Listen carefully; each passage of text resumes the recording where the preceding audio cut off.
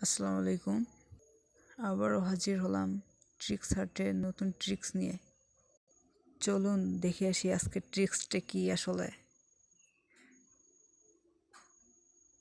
আজকের ট্রিক্স হচ্ছে কিভাবে আপনি খুব সহজে যে কোনো ডকুমেন্ট ফোনের মাধ্যমে স্ক্যান করবেন বিভিন্ন সময়ে। যেমন আপনি যখন স্কলারশিপের আবেদন করেন বা কোনো জবের জন্য আবেদন করেন, তখন আপনার ডকুমেন্টের আপনার সার্টিফিকেট বলেন, বার্থ সার্টিফিকেট বলেন, এনআইডি কার্ড বলেন, এগুলোর স্ক্যান কপি চাওয়া হয়। সো সামান্য একটা বিষয়ের জন্য আপনি যেখানে 2 মিনিটে আপনি যে কোনো ডকুমেন্ট স্ক্যান করতে পারেন, সেখানে আপনি ঘন্টার পর ঘন্টা কম্পিউটারের দোকানে গিয়ে অপেক্ষা করে থাকেন। সো চলুন দেখে আসি কীভাবে আপনি খুব সহজে যে কোনো ডকুমেন্ট স্ক্যান করতে পারবেন। এর আগে বলি, আপনি যদি আমার চ্যানেলে নতুন হয়ে থাকেন তাহলে চ্যানেলটিকে সাবস্ক্রাইব করে বেল আইকনটি অন করে রাখুন।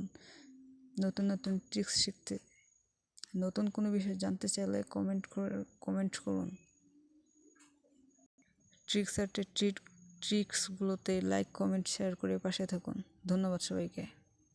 আপনাকে এই কাজটি করার জন্য আপনাকে প্লে স্টোর থেকে একটি অ্যাপস ইনস্টল করে নিতে হবে। ক্লিয়ার স্ক্যানার অল্প কয়েক এমবির একটি অ্যাপস। ইনস্টল করা শেষ হলে আপনি ওপেন করে নেবেন। আমার যেহেতু অলরেডি ইনস্টল করা আছে, সেহেতু আমি ডিরেক্ট আপনাদেরকে দেখাই দিচ্ছি।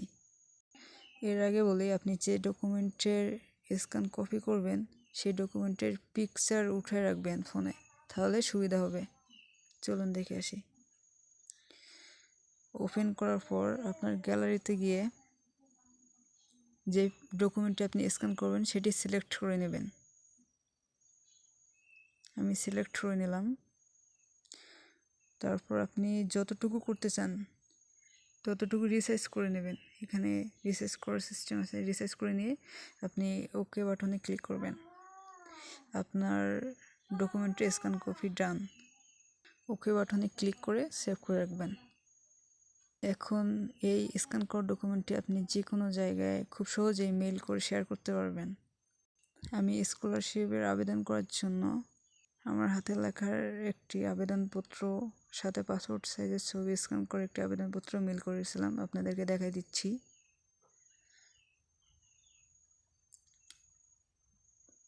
সো আজকে এটুকুই।